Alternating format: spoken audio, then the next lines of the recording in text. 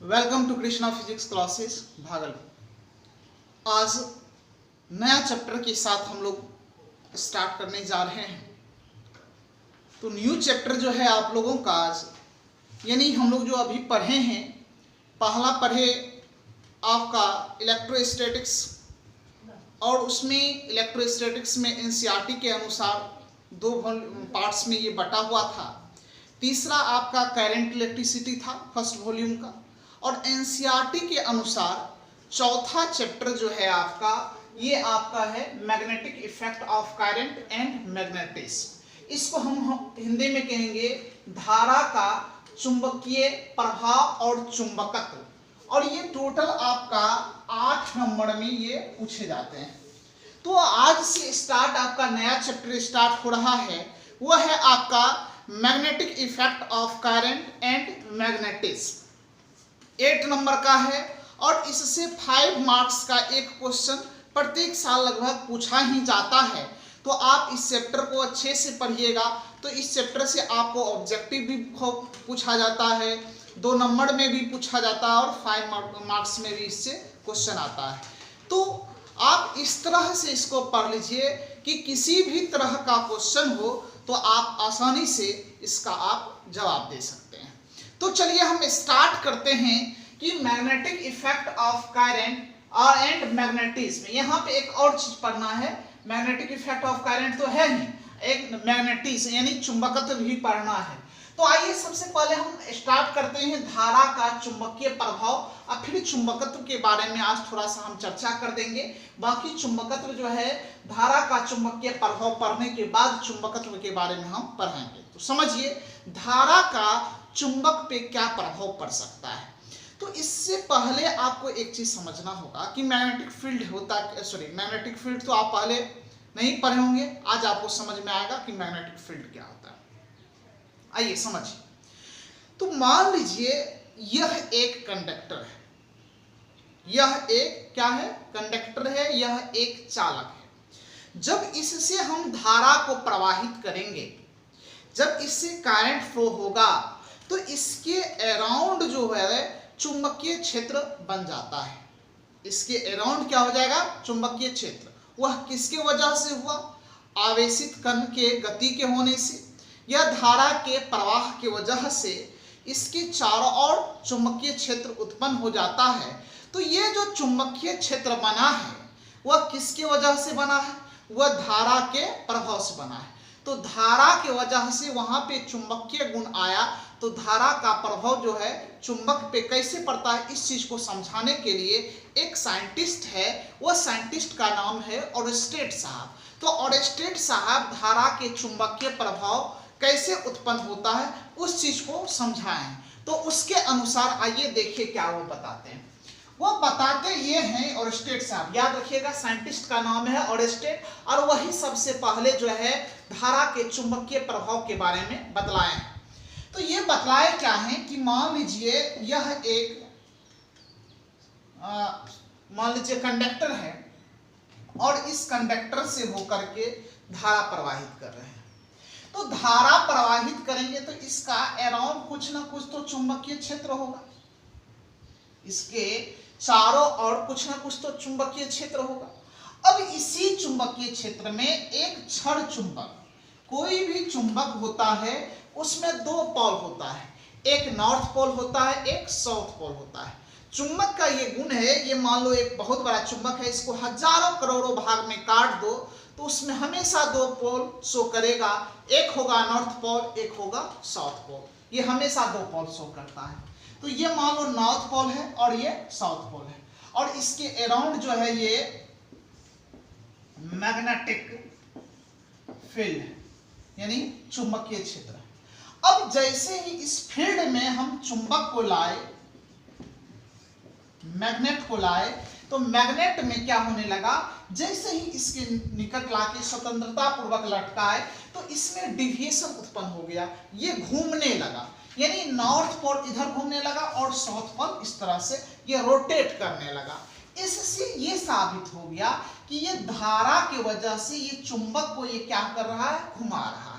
तो इसका मतलब है कि धारा का चुंबक पे क्या कर रहा है, प्रभाव कर रहा है, जिसकी वजह से वो क्या हो रहा है, विचलित हो रहा है। ये प्रयोग आप घर पे भी कर सकते हैं। एक वायर ले लीजिए और उससे होकर के थोड़ा सा ज़्यादा मैग्नीट्यूड का करंट पास कीजिए ताकि उसका फील्ड अच्छा बने, ज़्यादा बने, और उसके निकट धागा में लटका करके एक रड मैग्नेट को ले जाइए, तो उसमें देखिएगा वह विचलन उत्पन्न हो जाता है। तो ये ओरेस्टेड साहब क्या, फिर ओरेस्टेड साहब के मन में ये आया कि यदि करंट के डायरेक्शन को हम चेंज कर देते हैं, यानी करंट पहले इधर से जा रहा था, अब करंट को इधर से कर देते हैं, और फिर इसके निकट हम लोग रड मैग्नेट लगाते हैं, तो इसका भी फिर विचलन का भी डायरेक्शन चेंज हो गया, घूमा। लेकिन पहले देखिए नॉर्थ पोल इधर जा रहा था, साउथ पोल इधर जा रहा, अब क्या हो गया, इसका उल्टा हो गया, नॉर्थ पोल इधर, साउथ पोल इधर हो गया। तो यानी धारा के वजह से चुंबक में विचलन की दिशा भी क्या हो रहा है, चेंज हो गया। तो इसके बारे में धारा का चुंबकीय प्रभाव सबसे पहले ओरेस्टेड साहब पढ़ाए, और इसी एक्सपेरिमेंट के द्वारा उन्होंने इसका अध्ययन किया। तो इससे ये पुष्टि हो गया कि धारा के वजह से, प्रवाह की वजह से जो चुंबकीय क्षेत्र उत्पन्न होता है, उस चुंबकीय क्षेत्र में किसी भी मैग्नेट को हम लोग ले जाते हैं तो उसमें क्या उत्पन्न हो जाता है, डिविएशन उत्पन्न होता है। यही घटना जो कहलाता है धारा का चुंबकीय प्रभाव कहलाता है। यहां तक बता के चले गए ओरेस्टेड साहब। अब चुंबकीय क्षेत्र जो उत्पन्न होता है, इसके डायरेक्शन को बतलाने के लिए बहुत सारे साइंटिस्ट आए, अपना अपना तर्क दिए।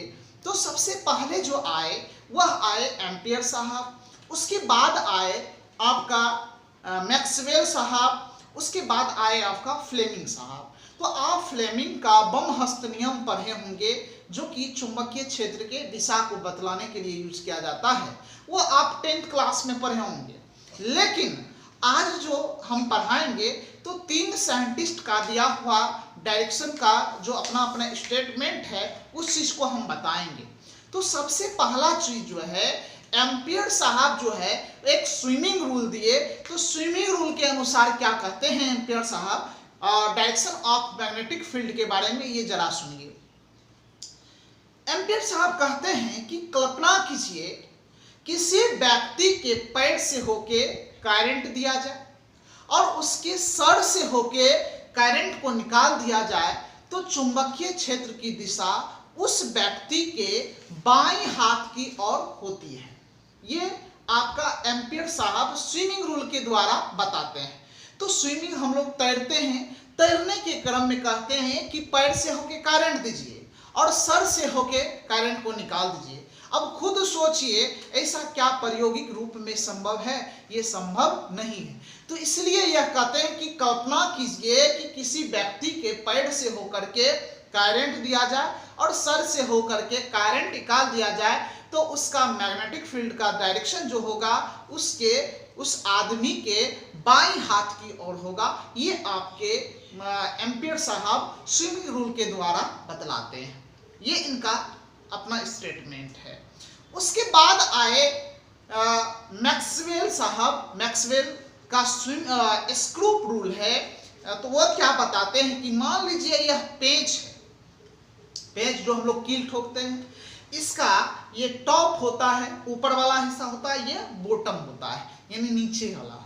जो वह कहता है कि नीचे से ऊपर की ओर जब करंट देते हैं तो वहां पे चुंबकीय बल रेखाएं की जो उत्पन्न होती है और उसके ऊपर जो होता है उसके वह लंबवत चुंबकीय क्षेत्र की दिशा होती है।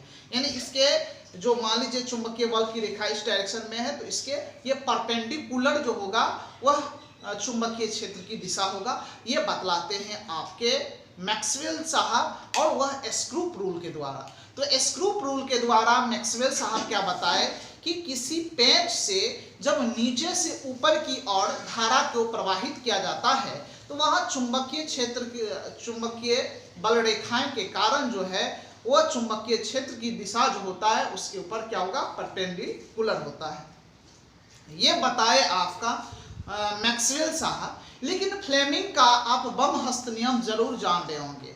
तो वह क्या कहता है, ये दायां हाथ हुआ, ये बाएं हाथ, तो बाएं हाथ का लेफ्ट हैंड रूल दिए। तो सबसे पहले ये सभी उंगली का आप नाम जानते होंगे कि ये अंगूठा होता है, ये मध्यमा होता है, सॉरी ये आपका तर्जनी होता है, यह मध्यमा होता है, ये अनामिका होता है, ये कनिष्ठा होता है। तो ये पांचों उंगली होता है, तो ये पांचों उंगली का नाम। तो ये क्या कहते हैं, फ्लेमिंग साहब अपना जो बम हस्त नियम दिए इस तरह से दिए, ये सभी जो होते हैं एक दूसरे पे परपेंडिकुलर होता है, सभी एक दूसरे पे लंबवत होता है। तो क्या कहते हैं फ्लेमिंग साहब कि मध्यमा से होकर जब करंट देते हैं, ये मध्यमा हुआ, ये मध्यमा से होकर जब करंट को देते हैं तो यहाँ पे जो उत्पन्न जो बल होगा वह अंगूठा की ओर कार्य करेगा, लेकिन चुंबकीय क्षेत्र की दिशा जो होता है वह आपका तर्जनी की दिशा में होती है। ये आपके फ्लेमिंग साहब अपना स्टेटमेंट दिए हैं। इस तरह से हम लोग मैग्नेटिक फील्ड का हम लोग डायरेक्शन को निकाल सकते हैं। तो करंट की दिशा में हम लोग इसको रखेंगे और देखेंगे कि ये किस दिशा में जा रहा है तर्जनी, उस डायरेक्शन में जो है आपका मैग्नेटिक फील्ड हो जाएगा, और फोर्स का जो होगा अंगूठा की ओर जो डायरेक्शन दिखलाएगा उधर फोर्स हो जाएगा। ये हम लोग आगे यूज करेंगे। ये तो तीनों साइंटिस्ट जो आए ये सिर्फ डायरेक्शन के बारे में बताए, तो मैग्नेटिक फील्ड के बारे में बताए आपका ऑरेस्टेड साहब। अब मैग्नेटिक फील्ड के बारे में बतलाए, आपको याद रखना है साइंटिस्ट का नाम, मैक्सवेल साहब बताए, उसके बाद आपका एम्पियर साहब बताए और फ्लेमिंग साहब बताए, ये सारा चीज बताए। अब कितना मैग्नेटिक फील्ड उत्पन्न होगा इसका भी तो वैल्यू चाहिए। मान के चलिए यह वायर है, तो ये वायर है, तो यहाँ पे चुंबकीय क्षेत्र इसका उत्पन्न तो हुआ, लेकिन इस तार के इतना दूरी पे क्या होगा, इतना दूरी पे क्या होगा, फिर यहाँ पे क्या होगा। तो तार से कुछ दूरी पर मैग्नेटिक फील्ड कितना होगा, इसके लिए आए एक साइंटिस्ट है, उस साइंटिस्ट का नाम है बायोट सावर्ट्स साहब। बायोट अलग है, सावर्ट्स अलग है, और दोनों मिलके इस प्रयोग को किए हैं, तो इसलिए इसका नाम पड़ गया बायोट सावर्ट्स लॉ। तो यहाँ पे बायोट सावर्ट्स साहब ही चुंबकीय क्षेत्र के परिमाण के बारे में बतलाए हैं कि कितना इसका मैग्नीट्यूड होगा, इस चीज को हम लोग कैसे निकालेंगे, इसके लिए यहाँ पे बायोट सावर्ट्स साहब आए। फिर आगे बहुत सारा ये बायोट सावर्ट्स साहब जो है इस चैप्टर का नायक है। इसमें जो बायोट सावर्ट्स साहब का जो भी दिया हुआ मैग्नीट्यूड के लिए जो भी हम लोग थ्योरी पढ़ेंगे वह थ्योरी इस पूरे चैप्टर में लागू होगा। तो हम कह सकते हैं कि इस पूरे आपका ये जो चैप्टर चल रहा है धारा का चुंबकीय प्रभाव, और इसका नायक जो होगा वह नायक होगा बायोट सावर्ट्स साहब, और उसी पे हम लोग आगे का सारा प्रोसेस करेंगे। और इसमें और भी बहुत सारे इसमें टॉपिक पढ़ना है, जैसे कि बहुत सारे मेन टॉपिक आपको हम बता देते हैं, जैसे गैल्वेनोमीटर है, कई बार 5 मार्क्स में पूछा गया है। साइक्लोट्रॉन है, ये भी बहुत बार पूछा हुआ है, आपको पता भी होगा। साइक्लोट्रॉन का आप नाम भी नहीं सुने होंगे, लेकिन आप क्वेश्चन बैंक देखिएगा तो कई बार आपको लगेगा कि साइक्लोट्रॉन पूछा हुआ है, क्या होता है वो आपको हम बताएंगे।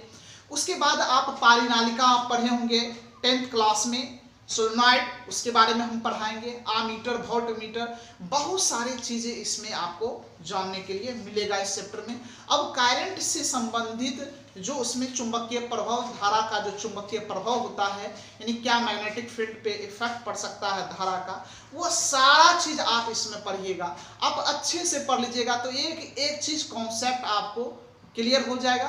और घरेलू जीवन में जो हम लोग आम जिंदगी में भी यूज करते हैं, कहाँ पे कितना इसका वैल्यू हो सकता है, वह भी आप आसानी से इस चैप्टर के माध्यम से आप निकाल सकते हैं।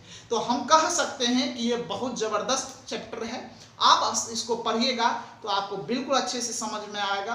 और इसमें थ्योरिकल ज़्यादा है, एप्लीकेशन भी ज़्यादा होगा, तो आप ध्यान से पढ़िएगा तो कहीं दिक्कत आपको नहीं होगा। लेकिन आप एक चीज़ और कीजिएगा कि कैलकुलस का एक बार रिविजन कर लीजिएगा। इंटीग्रेशन और डिफरेंशिएशन हम आपको पढ़ाए थे, उस चीज़ को एक बार देख लीजिएगा, क्योंकि यहाँ पे कैलकुलस का खूब ज़बरदस्त यूज होगा इस चैप्टर में। तो आप इंटीग्रेशन को एक बार ध्यान से पढ़ लीजिएगा।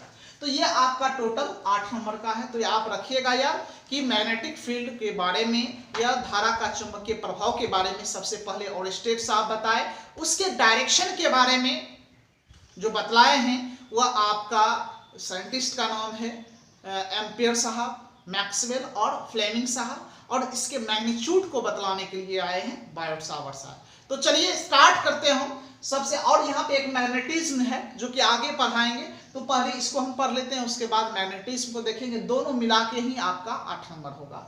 तो आइए सबसे पहले स्टार्ट करते हैं हम धारा का चुंबकीय प्रभाव। आइए सबसे पहले हम डिफिनेशन भी लिखते हैं धारा का चुंबकीय प्रभाव, उसके बाद आपको समझाते हैं। तो चलिए पहले हम लिखते हैं।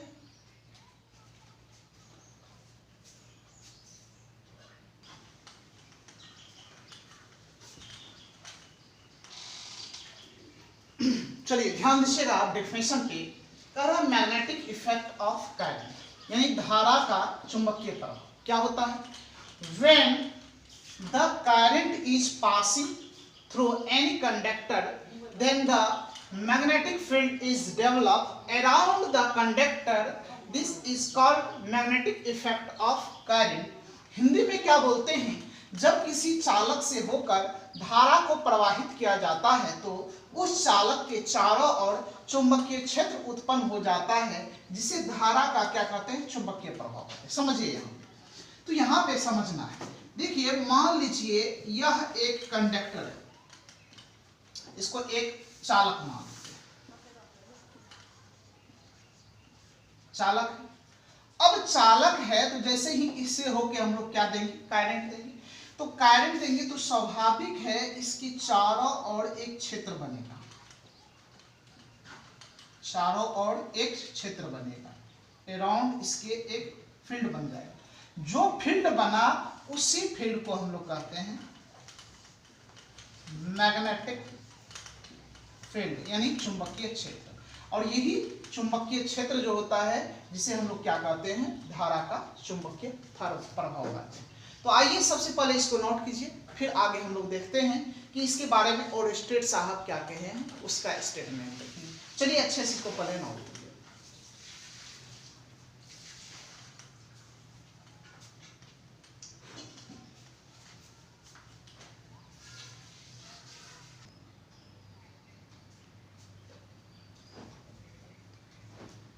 चलिए नेक्स्ट है और स्टेट एक्सपेरिमेंट।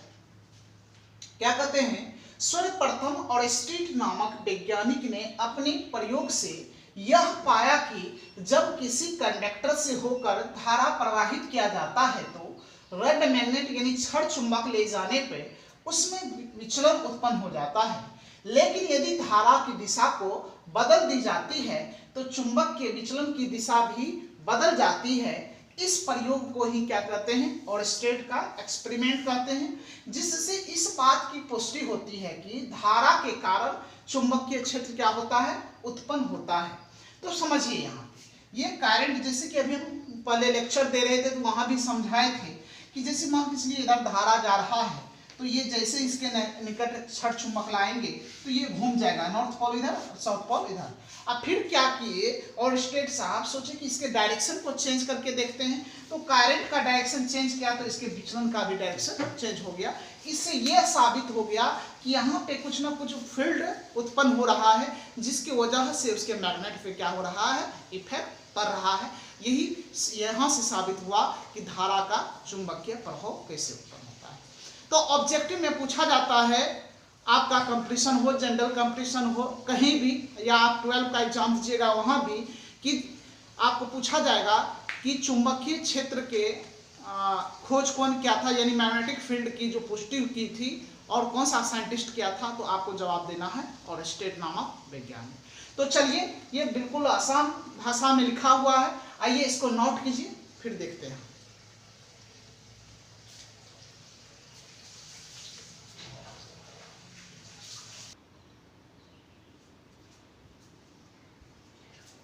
चलिए अब बात करें हम लोग डायरेक्शन ऑफ मैग्नेटिक फील्ड का, यानी चुंबकीय क्षेत्र की दिशा। हम बताए थे कि विभिन्न वैज्ञानिकों के द्वारा मैग्नेटिक फील्ड की डायरेक्शन को, यानी दिशा को बतलाने का अलग अलग जो है तरीका दिया गया है, जो निम्न वैज्ञानिक का नाम है। तो वैज्ञानिक कौन कौन है, सबसे पहला है एम्पियर साहब जो कि स्विमिंग रूल दिए, उसके बाद मैक्सवेल साहब जो स्क्रू रूल दिए, और फ्लेमिंग साहब जो बमहस्त नियम दिए। ये तीनों लोग हम लोग बारी बारी से पढ़ेंगे। तो वीडियो जब लंबा हो जाता है तो डाउनलोड होने में बड़ा टाइम लगता है, इसलिए हम लोग आज के लिए यहाँ तक ही रखते हैं, ताकि छोटा छोटा वीडियो बनाते हैं, इसलिए ताकि आपका इंटरेस्ट जगे रहे, ये सब बड़ा बन जाता है तो आपको बोर्ड फील लगता है। तो आज के लिए इतना ही हम लोग देखेंगे, फिर कल से जो हम लोग पढ़ेंगे ये सभी का दिया हुआ जो अपना अपना तर्क है उस चीज के बारे में हम लोग पढ़ेंगे, जो कि हम लेक्चर में आपको बता दिए हैं कि क्या क्या है। तो आज के लिए इतना ही, फिर हम लोग मिलते हैं नेक्स्ट क्लास में। Thank you for watching my video.